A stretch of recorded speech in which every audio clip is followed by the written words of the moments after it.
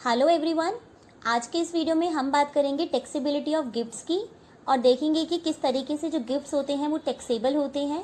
तो अगर आपको भी कोई गिफ्ट मिला है या आप किसी को गिफ्ट देने का सोच रहे हैं तो ये वीडियो आपके लिए बहुत इंपॉर्टेंट होने वाला है। तो चलिए वीडियो स्टार्ट करते हैं। सबसे पहला क्वेश्चन आता है कि गिफ्ट्स किसके हैंड्स में टैक्सेबल होते हैं। तो देखिए, गिफ्ट्स जो होते हैं वो जिस पर्सन को मिल रहे हैं वो उसके लिए इनकम है। अगर आज मुझे कोई गिफ्ट मिलता है तो वो मेरे लिए इनकम है ना, तो जिसके लिए इनकम होगी वही उसके ऊपर टैक्स पे करेगा। तो जो रेसिपिएंट ऑफ गिफ्ट होता है, गिफ्ट्स उसी के हाथ में टैक्सेबल होते हैं। तो आप रिसीवर ऑफ गिफ्ट भी कह सकते हैं या रेसिपिएंट ऑफ गिफ्ट भी कह सकते हैं। प्रोविजन स्टार्ट करने से पहले हमें ये पता होना चाहिए कि आखिर गवर्नमेंट हमसे टैक्स लेती क्यों है। कि अगर हम कभी किसी को गिफ्ट देते हैं तो मेरा पैसा है, ऑलरेडी मैं उसके ऊपर टैक्स पे कर चुकी हूँ। अब मैं उन्हीं पैसों से अगर किसी को गिफ्ट देती हूँ तो गवर्नमेंट वापस से टैक्स क्यों लेती है उस पर्सन से। तो देखिए, जो गवर्नमेंट का मेन पर्पस है गिफ्ट्स के ऊपर टैक्स लगाने का, वो ये नहीं है कि लोगों की इनकम हुई है, बल्कि ये जो लोग गिफ्ट्स की आड़ में ये जो ब्लैक मनी को वाइट मनी में कन्वर्ट करते हैं, ऐसे लोगों को पकड़ना है। एंड लोग क्या करते हैं कि ब्लैक मनी को वाइट में कन्वर्ट करते हैं और दिखा देते हैं कि हमें गिफ्ट मिला है, और इस तरीके से उनका ब्लैक का पैसा जो है वो वाइट में कन्वर्ट हो जाता है। अब इसको एक एग्जाम्पल से समझते हैं। फॉर एग्जाम्पल, ये एक पर्सन है मिस्टर ए, इनके पास बहुत सारी ब्लैक मनी है। इनका दूसरा फ्रेंड है बी, जिसके पास बहुत सारा वाइट मनी है। इन्होंने ए ने बी को बोला कि देखो तुम ना मुझे 50 लाख रुपीज़ दे दो। ए ने बी को बोला कि मैं तुम्हें 50 लाख रुपीज़ दे देता हूँ। उसने बोला अच्छा ठीक है, दे दो मुझे फिर 50 लाख रुपीज़। उसने बोला लेकिन तुम्हें क्या करना पड़ेगा, तुम मुझे बदले में मेरे अकाउंट में 30 लाख रुपीज़ डाल दो। ठीक है, तो जब ए के पास से क्या ट्रांजेक्शन हो रही है, ए के पास से 50 लाख रुपीज़ जा रही है ब्लैक मनी बी को, और बी क्या कर रहा है, अपने वाइट मनी यानी कि जो उसके अकाउंट में पैसा है उससे ए के अकाउंट में ट्रांसफ़र कर रहा है 30 लाख रुपीज़। अब इस ट्रांजेक्शन के पीछे कुछ नहीं है, ना कोई एसेट ट्रांसफ़र हुई है, ना कोई डील हुई है, ना कोई ट्रांजेक्शन, कुछ हुआ ही नहीं है। बिना किसी बात के ऑन पेपर ये लोग दिखा रहे हैं कि बी, ये जो फ्रेंड है बी, इसने खुशी में ही अपने फ्रेंड ए को दे दिया 30 लाख रुपए का गिफ्ट। उसने, अब इनकम टैक्स अथॉरिटीज़ पूछती हैं कि भैया किस बात का गिफ्ट, ना कोई शादी ना कोई त्यौहार, तुम किस बात का गिफ्ट दे रहे हो। उसने कहा ऐसे ही दे रहे हैं, मेरा दोस्त है, मेरा मन क्या देने का। तो लोग ऐसा क्या करते हैं कि अपनी ब्लैक मनी को वाइट मनी में कन्वर्ट करने के लिए उसको गिफ्ट का नाम दे देते हैं। तो गवर्नमेंट का मेन पर्पस जो है वो गिफ्ट को टैक्स लगवाने का यही है कि लोग अपनी मनी को कन्वर्ट ना कर सकें। अब देखिए, 50 लाख रुपीज़ ए के पास से जा रहा है बी को, और बी दे रहा है बैंक अकाउंट में उसको ट्रांसफ़र कर रहा है 30 lakh rupees as a gift. अब इस पूरी ट्रांजेक्शन में ए को बेनिफिट हो रहा है कि उसका ब्लैक का पैसा कन्वर्ट हो गया वाइट में, भले ही कम कन्वर्ट हुआ, 30 लाख रुपीज़ कन्वर्ट हुए, लेकिन कुछ तो कन्वर्ट हुआ। बी को क्या बेनिफिट हो रहा है इस वाले पर्सन को, कि उसको 30 लाख देने पर 50 का फ़ायदा हो रहा है। उसके अकाउंट से 30 लाख जा रहे हैं लेकिन उसे 50 लाख रुपीज़ मिल भी तो रहे हैं, तो उसका ब्लैक मनी बी के पास आ गया। उसे वो चाहे वो ब्राइबरी करे या जहाँ पे भी वो खर्चा करना चाहता है वो कैश में कर सकता है। अब देखिए, अब इसके ऊपर टैक्स कैसे लगेगा। अब ए के अकाउंट में जो 30 लाख रुपीज़ आए हैं ना, हम इसे गिफ्ट बोल के टैक्सेबल कर लेंगे ए के ही हैंड्स में। ठीक है, तो ये होता है गिफ्ट के ऊपर टैक्स लगाने का मोटिव जो होता है। ठीक है, अब एक और एग्जांपल देखते हैं। ए के पास एक घर है, ठीक है, ए के पास एक घर है। ए ने बोला कि बी को कि भाई मैं तुम्हें अपना घर सेल करना चाहता हूँ। बी भी रेडी था, उसका घर उसको पसंद आया। बी ने पूछा घर की वैल्यू कितनी है, उसने कहा 50 लाख रुपीज़, 50 लाख का मेरा घर है, तुम खरीद लो मुझसे 50 लाख में। तो उसने कहा ठीक है, मेरे पास है पैसा, मैं तुम्हें दे देता हूँ। उसने बोला लेकिन तुम्हें क्या करना है, 50 लाख का घर जो मैं तुम्हें दे रहा हूँ, तुम ऑन पेपर उसे 30 लाख रुपीज़ का हम दिखाएंगे। यानी कि जब हम रजिस्ट्रेशन कराएंगे ना कि प्रॉपर्टी सेल हुई है, तो हम उसे 30 लाख में दिखाएंगे कि मैंने तुम्हें अपना घर 30 लाख में बेचा है। फॉर एग्जाम्पल, घर मेरा है, मैं किसी को बेच रही हूँ, मैंने बोला 50 लाख रुपीज़ का मेरा घर है, पर अगर मैं 50 लाख रुपीज़ दिखाऊंगी तो मुझे कैपिटल गेन दिखाना पड़ेगा। तो कैपिटल गेन बचाने के लिए मैंने बोला कि भाई ऑन पेपर हम 30 लाख रुपीज़ दिखाएंगे। अब 30 लाख रुपीज़ दिखाने के लिए मैंने उसको बोला कि तुम बैंक के थ्रू मुझे 30 लाख पे करना, बाकी का जो है 20 लाख रुपीज़ वो मुझे कैश में पे कर देना। तो जो बी का ब्लैक मनी है 20 लाख रुपीज़ का, वो मेरे पास आ जाएगा कैश में, और दूसरा ऑन पेपर मैं उसको दिखाऊंगी 30 लाख रुपीज़ का, तो मेरा कैपिटल गेन भी कम आएगा। तो गवर्नमेंट कहती है कि भाई एक बात बताओ, 50 लाख का घर है, तुम किस खुशी में उसे 30 लाख में दे रहे हो, 20 लाख का नुकसान क्यों उठा रहे हो। तो इसीलिए उन्होंने बोला कि अगर तुम स्टैम्प ड्यूटी वैल्यू, अगर तुम्हारे घर का वैल्यू ज़्यादा है, 50 लाख है, और तुम उसे कम में बेचते हो, तो हम तुम्हें जितना भी उनका डिफरेंस होगा ना, वो सेलर के हाथ में टैक्सेबल कर देंगे। मैं दोबारा बोलती हूँ, घर का वैल्यू 50 लाख रुपीज़ है। अगर तुम अपने एसेट को कम वैल्यू पर बेचोगे, जैसे यहाँ पे कम पे बेचा उसने, 30 लाख में बेचा, तो हम बाकी का जो डिफरेंस है ना, हम उसे गिफ्ट मान के तुम्हारे हैंड्स में टैक्सेबल कर लेंगे। तो ए को पहले कितना मिल रहा था, 30 लाख रुपीज़ मिल रहा था बैंक के थ्रू। बाकी का जो 20 लाख है वो कहीं पेपर में नहीं दिखा रहा, ना अपने बैंक अकाउंट में दिखा रहा है। तो जो 20 लाख रुपीज़ है उसे वापस से ए के ही हैंड्स में टैक्सेबल कर लिया जाएगा एज अ गिफ्ट मानकर। तो गवर्नमेंट को पता है कि लोग ऐसा करते हैं कि अपनी जो ब्लैक मनी होती है उसे वाइट में कन्वर्ट करने के लिए कैश में डीलिंग करते हैं।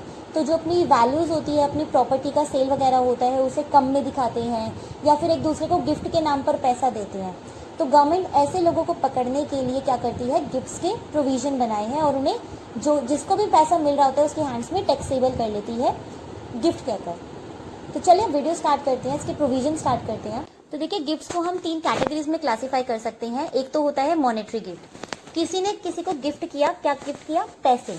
तो कई बार आपने देखा होगा कि एनवलप में डाल के कोई 5100 दे देता है, कोई 5000 दिया, 11000 दिए, 50000 दिया। तो जब भी हम किसी को मनी फॉर्म में कोई गिफ्ट देते हैं तो उसे हम कहेंगे मॉनेटरी पेमेंट्स या मॉनेटरी। दूसरा होता है मूवेबल एसेट्स। नाम से ही पता चल रहा है, ऐसी एसेट्स जो एक जगह से दूसरी जगह मूव हो सकती हैं। जैसे किसी ने ज्वेलरी गिफ्ट किया, अपनी कोई पेंटिंग गिफ्ट कर दी या फिर कोई स्कल्पचर्स दे दिए। तो जो एसेट्स मूव हो सकती हैं हम उन्हें कहते हैं मूवेबल एसेट्स। थर्ड होता है इमूवेबल एसेट्स। इमूवेबल एसेट्स मतलब लैंड हो गया, वो मूव तो नहीं कर सकती, तो लैंड हो गया, बिल्डिंग हो गया, या फिर लैंड और बिल्डिंग दोनों ही गिफ्ट कर दिया, तो वो होता है इमूवेबल एसेट। अब इन्हें 3 कैटेगरीज में डिवाइड करने का पर्पस ये था कि इनके जो प्रोविजंस है वो तीनों के अलग अलग हैं, इसीलिए हमने इनको 3 कैटेगरीज में डिवाइड किया है। तो पहले बात करते हैं मनी गिफ्ट की, कि अगर कोई पर्सन किसी को मनी गिफ्ट में देता है तो वो कैसे टैक्सेबल होगा। तो देखिए, मनी का मतलब ये नहीं होता सिर्फ कैश। हो सकता है आप किसी को गिफ्ट दे रहे हो तो कैश में दे रहे हो, या आपने किसी को चेक दे दिया, या फिर डिमांड ड्राफ्ट के थ्रू आपने किसी को पेमेंट की हो, यानी कि आपने उसको कोई एसेट ना देके आपने उसको कोई मॉनेटरी गिफ्ट दे दिया है, तो वो एग्जेम्प्ट होता है अप टू 50,000 रुपीज़। तो अगर मुझे 50,000 रुपीज़ तक का गिफ्ट मिल रहा है, कोई पर्सन आया उसने मुझे 10,000 रुपीज़ दे दिए, ठीक है, मेरा बर्थडे था, कोई पर्सन आया उसने मुझे 10,000 रुपीज़ गिफ्ट किए, तो क्या ये 50,000 को क्रॉस कर रहा है? नहीं, तो मेरे हाथ में वो अमाउंट एग्जेम्प्ट हो जाएगा। बट अगले ही दिन दूसरा पर्सन आता है, उसने मुझे दे दिए 45,000, तो 45,000 क्या 50,000 को एक्सीड कर रहा है? आंसर इज नो, तो वो मेरे हाथ में एग्जेम्प्ट हो जाता। बट क्योंकि उससे पहले मुझे 10,000 का गिफ्ट ऑलरेडी मिल चुका है, तो 10,000 पहले पर्सन का, 45,000 दूसरे पर्सन का, तो दोनों का मिला के हो गया 55,000। क्या ये दोनों का मिला के 50,000 को क्रॉस कर रहा है? द आंसर इज यस, तो ये हमारे हैंड्स में टैक्सेबल हो जाएगा। अब देखिए, मैंने दोबारा से रिपीट करती हूँ, मैंने क्या बोला, एग्जेम्प्ट अप टू 50,000। अगर आपको 50,000 तक का गिफ्ट मिलता है तो वो एग्जेम्प्ट होगा। अगर आपका जो एग्रीगेट ऑफ द अमाउंट है, यानी कि टोटल गिफ्ट्स की बात कर रहे हैं हम, टोटल गिफ्ट आपको प्रीवियस ईयर में कितने मिले हैं मॉनेटरी फॉर्म में, यानी कि कैश या चेक की फॉर्म में जितने भी गिफ्ट्स मिले हैं, उन सबका टोटल वैल्यू अगर 50,000 को क्रॉस करता है तो हमारे ऊपर टैक्स लगेगा, अदरवाइज नहीं लगेगा। अब क्वेश्चन आता है कि क्या 50,000 से जितना ज्यादा है उतने पे टैक्स देना है? आंसर इज नो, पूरा अमाउंट टैक्सेबल हो जाएगा। तो whole amount shall be taxable, तो जितना गिफ्ट मिला है वो पूरे का पूरा टैक्सेबल हो जाएगा। अब चलिए एक एग्जांपल देखते हैं। A receive following gifts as during previous year 1920। अब ए को फॉलोइंग गिफ्ट्स मिले हैं प्रीवियस ईयर में। फ्रेंड बी आया, उसने उसको दिए 25,000। फ्रेंड सी आया, उसने दिए 30,000। तो दोनों का टोटल कितना है? 55,000।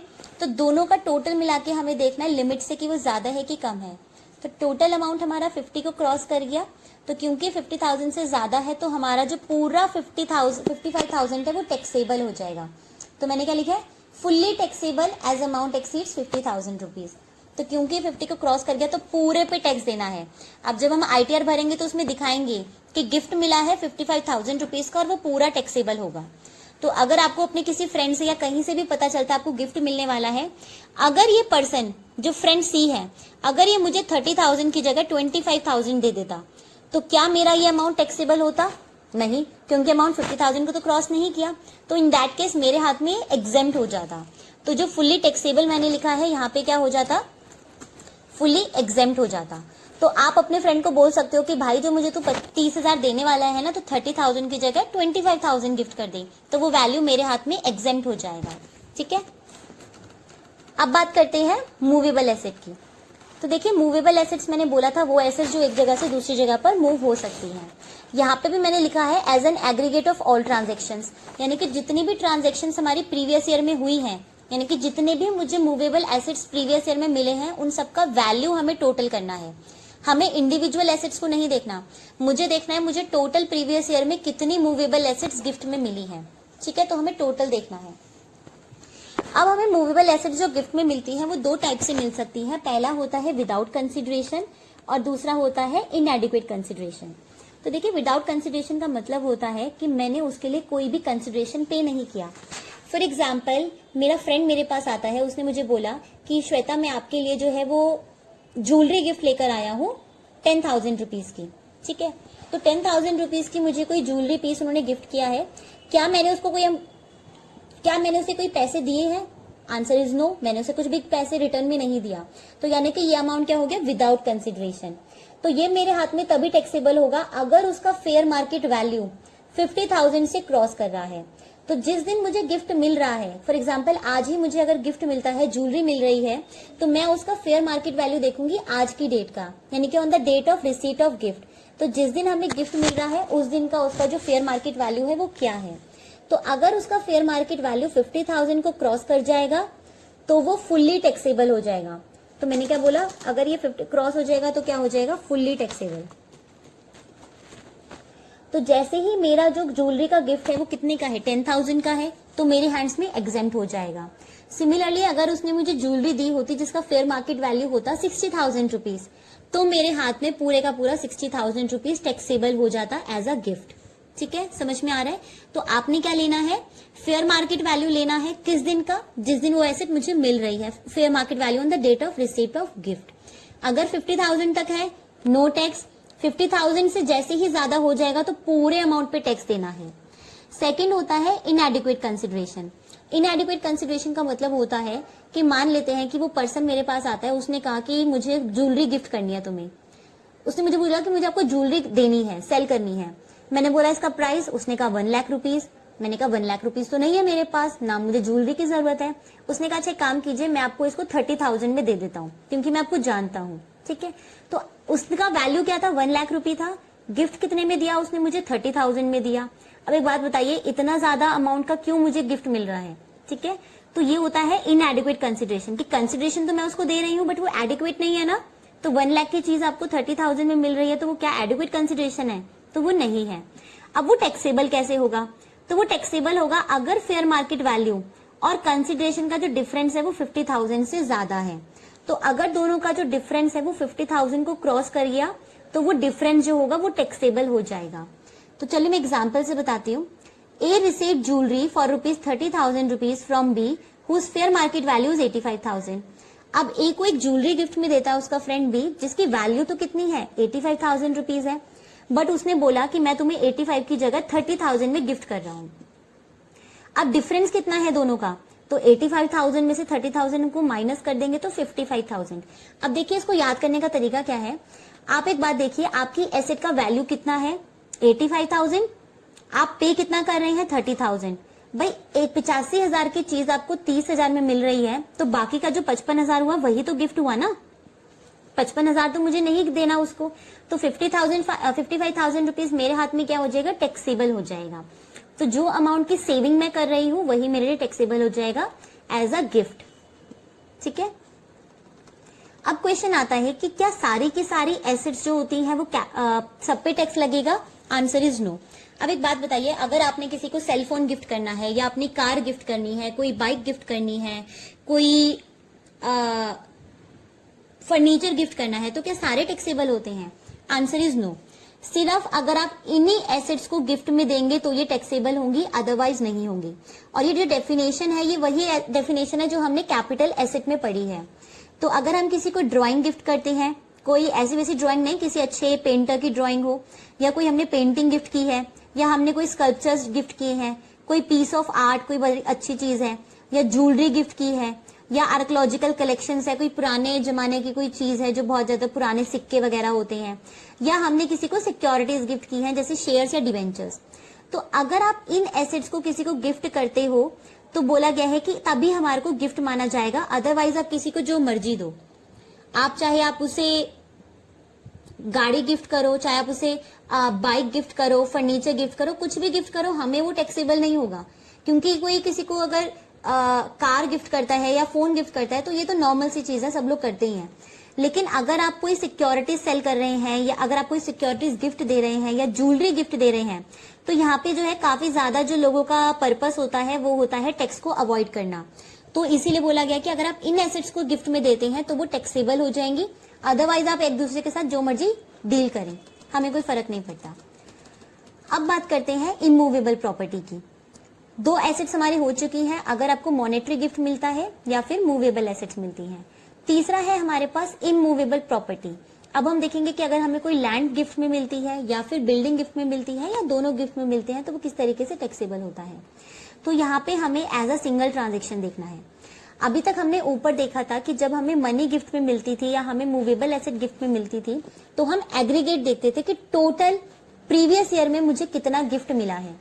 तो मनी मुझे आज मिली, फिर 4 दिन बाद फिर मुझे गिफ्ट मिल रहा है, फिर 10 दिन बाद फिर गिफ्ट मिल रहा है, या फिर महीने बाद मिल रहा है। तो पूरे साल में, पूरे प्रीवियस ईयर में मुझे कितना मॉनेटरी गिफ्ट मिला है, हम उनको पूरा ऐड करके देखते थे कि क्या वो 50,000 से ज्यादा है या कम है।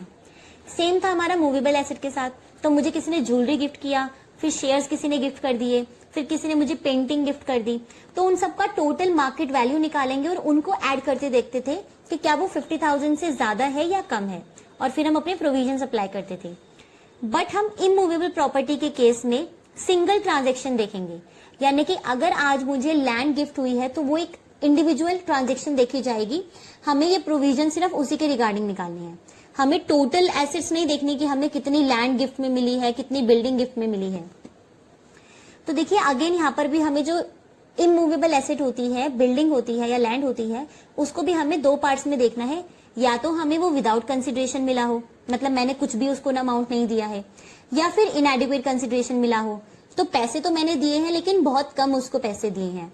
तो अगर हमें मिलता है विदाउट कंसिडरेशन, यानी कि मैंने कुछ भी पे नहीं किया, मुझे बिल्कुल फ्री ऑफ कॉस्ट मुझे लैंड मिल रही है, तो वो टैक्सेबल होगा तभी जब हमारी स्टैंप ड्यूटी वैल्यू, एसडीवी का मतलब होता है स्टैंप ड्यूटी वैल्यू, जो कि हमारी जो स्टेट गवर्नमेंट होती है वो डिसाइड करती है। तो जब भी हम कोई प्रॉपर्टी या उसको ट्रांसफर करते हैं तो हमारी जो स्टेट गवर्नमेंट्स होती हैं वो एक स्टैंप ड्यूटी फिक्स करते हैं कि इसका स्टैंप वैल्यूएशन कितना होगा। तो जो वैल्यूएशन ऑफिसर होता है वो बताता है कि इस एसेट का जो है, इस बिल्डिंग का जो रेट है वो कितना होगा, और उसी के अकॉर्डिंग हमें वहां पे स्टैंप ड्यूटी वैल्यू पे करना होता है। ठीक है, तो आता है कि अगर आपका विदाउट कंसिडरेशन है तो जो आपकी स्टैंप ड्यूटी वैल्यू है, जो उन्होंने वैल्यू फिक्स की है हमारी गवर्नमेंट ने, अगर वो 50,000 से ज्यादा है तो वो फुल्ली टैक्सेबल हो जाएगा। फॉर एग्जाम्पल, आज मुझे कहीं से गिफ्ट मिला, आज कोई पर्सन आता है, उसने मुझे बोला कि मैं आपके नाम अपनी लैंड करना चाहता हूँ। मैंने कहा ठीक है कर दो। तो आज के दिन पे उसका स्टैंप ड्यूटी वैल्यू क्या है, तो आज के दिन पे अगर उसका स्टैंप ड्यूटी वैल्यू जो है वो 50 लाख हो जाता है। ठीक है, तो क्या ये 50,000 को क्रॉस कर रहा है? Answer is yes. तो 50,000 को क्रॉस कर गया तो पूरा 50 लाख रुपए मेरे हैंड्स में टैक्सेबल हो जाएगा एज अ गिफ्ट। ठीक है, सेकंड होता है इनएडिक्वेट कंसिडरेशन, यानी कि मैं उसे पैसा तो दे रही हूँ पर कम दे रही हूँ। तो मान लेते हैं कि वही पर्सन मेरे पास आता है, उसने मुझे बोला कि मेरी 50 लाख रुपीस की लैंड है। मैंने कहा ठीक है। उसने बोला मैं आपको गिफ्ट करना चाहता हूँ, लेकिन आप मुझे काम करो, 50,000 की जगह आप मुझे सिर्फ 50 लाख की जगह आप मुझे 20 लाख रुपीस दे दो, बाकी का 30,000 मुझे नहीं चाहिए। तो 50 लाख की एसेट जो है वो आप 20 लाख में दे रहे हो किसी को, सेल ही बोलेंगे इसको। तो अगर आप उसे 20 लाख में सेल कर रहे हो तो भी हमारे ऊपर टैक्स लगेगा, लेकिन हमारी 2 कंडीशन सेटिस्फाई होनी चाहिए। अब 2 कंडीशंस क्या है? Taxable if stamp duty value का डिफरेंस जो है कंसिडरेशन से वो 50,000 से ज्यादा है। तो पहली बात कि जो मुझे बेनिफिट मिल रहा है वो 50,000 से ज्यादा होना चाहिए। ठीक है भाई, देखो स्टैंप ड्यूटी वैल्यू क्या था? 50 लाख रुपीस। मुझे कंसिडरेशन मैं कितना दे रही हूँ? 20 लाख रुपीस।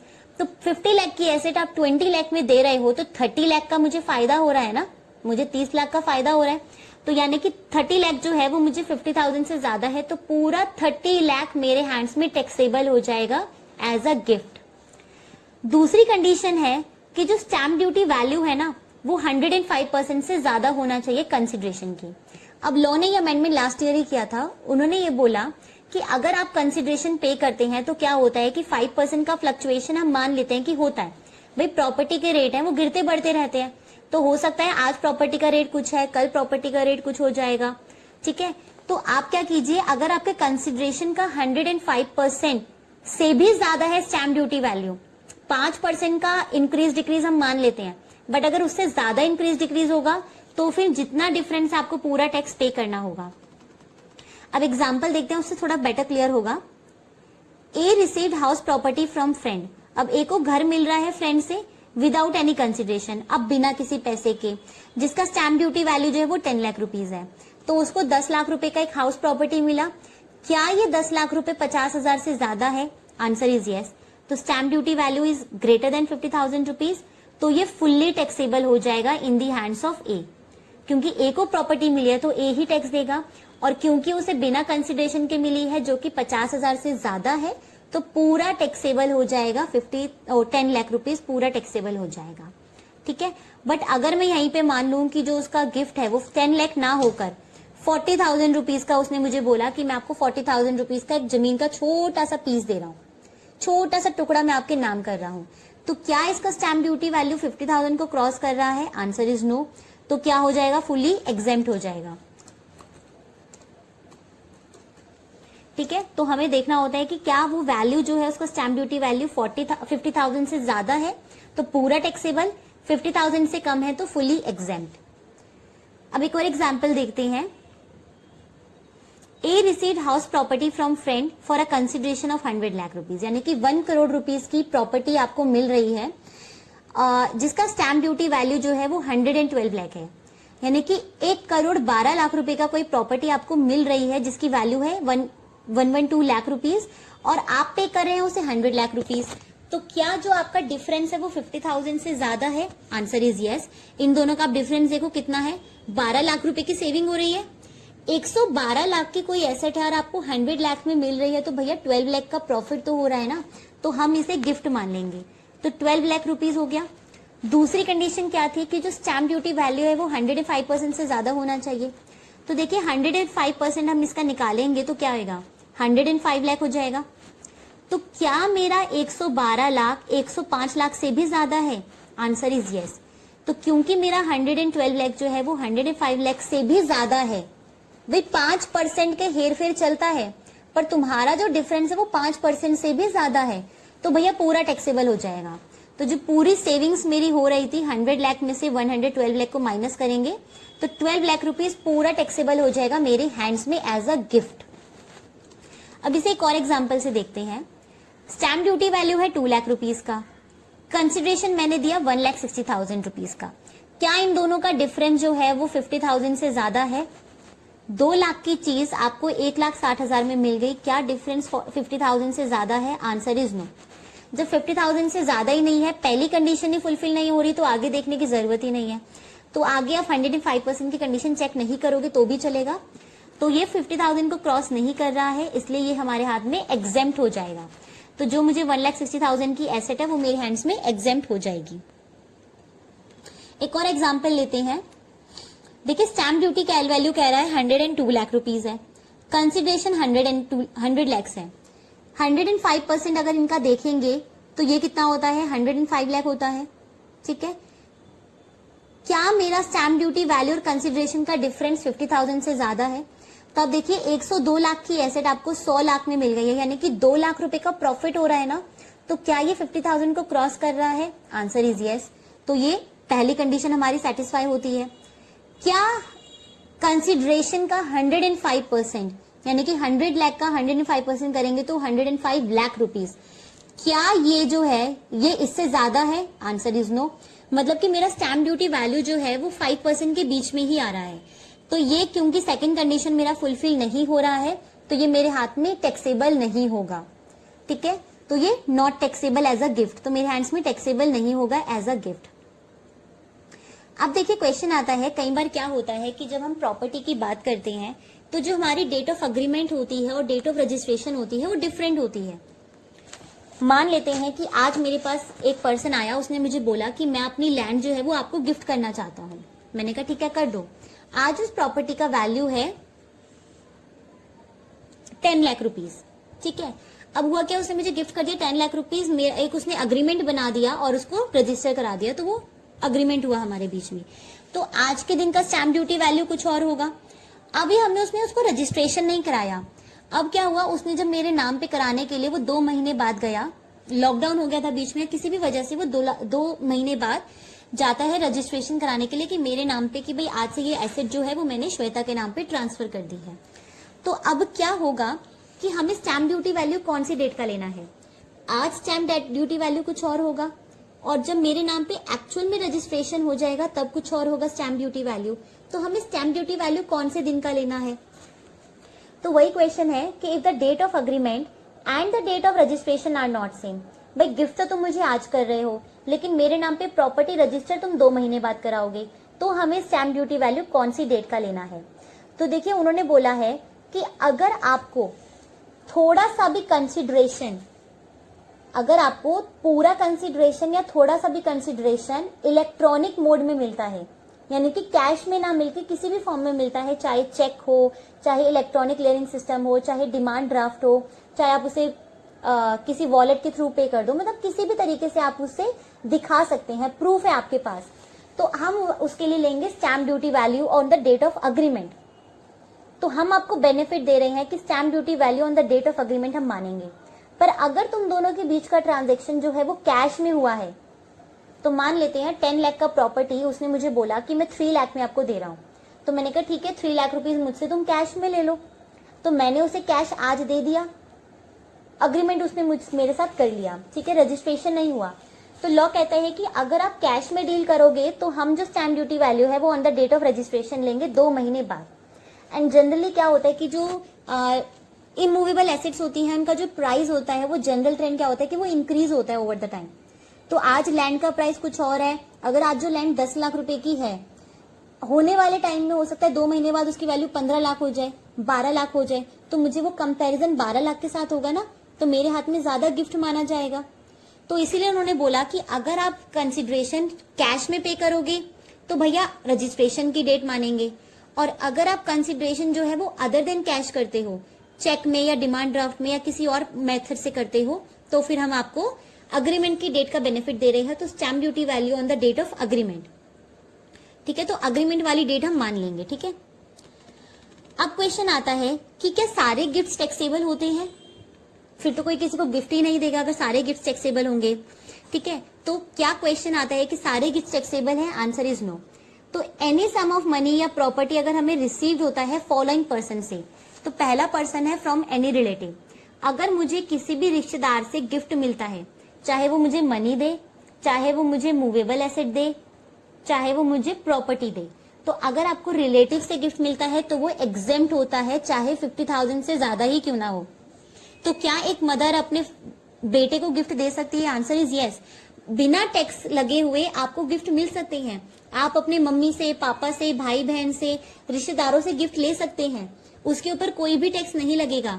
तो चाहे वो 50,000 से ज्यादा हो, कम हो, कोई टैक्स नहीं लगने वाला है। तो आज ही अपने रिश्तेदारों को फोन कीजिए और उन्हें कह सकते हैं कि भैया आप हमें गिफ्ट दे सकते हैं, कोई टैक्स नहीं लगने वाला है। सेकेंड है on the occasion of the marriage of the individual.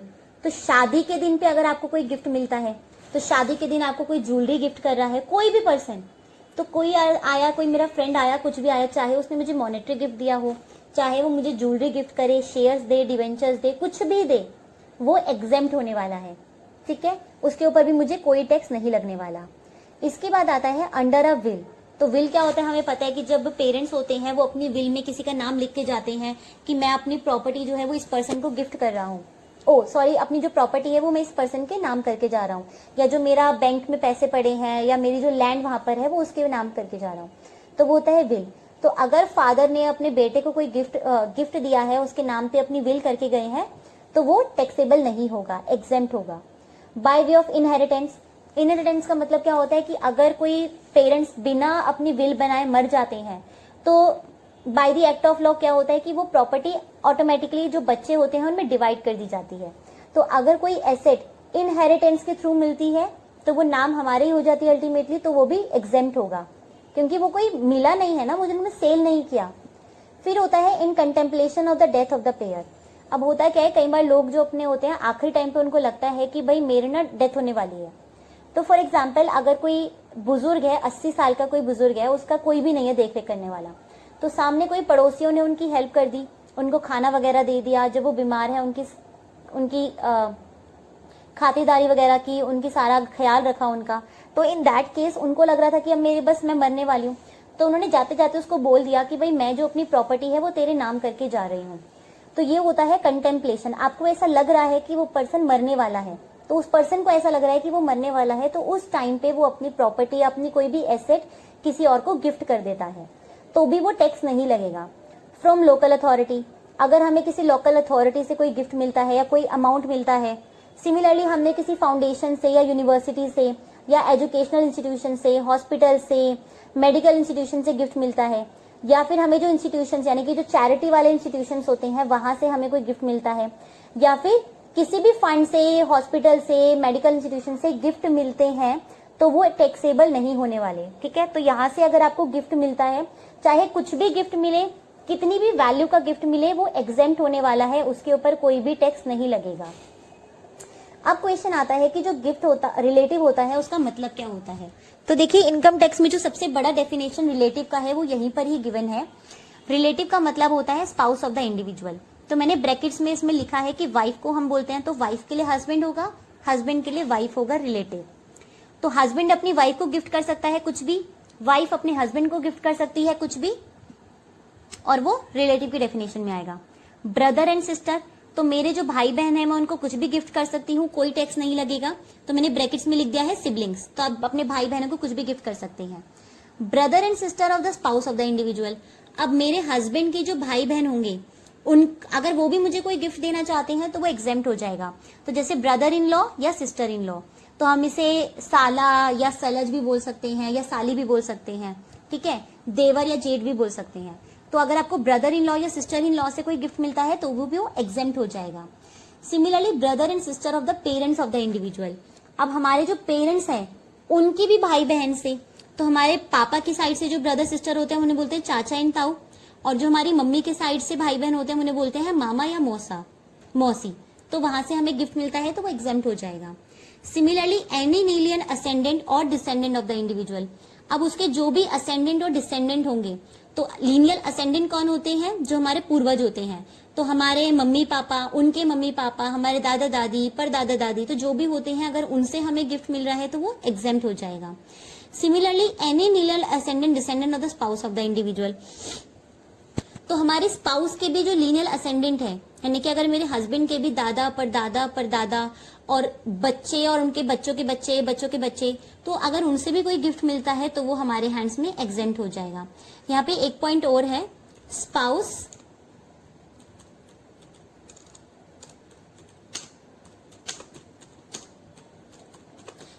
Of all above, यानी कि ऊपर जितने भी लोगों की बात की है इनके स्पाउस भी दे सकते हैं। अगर मैंने बोला मौसी गिफ्ट दे सकती है तो मौसा जी भी गिफ्ट दे सकते हैं।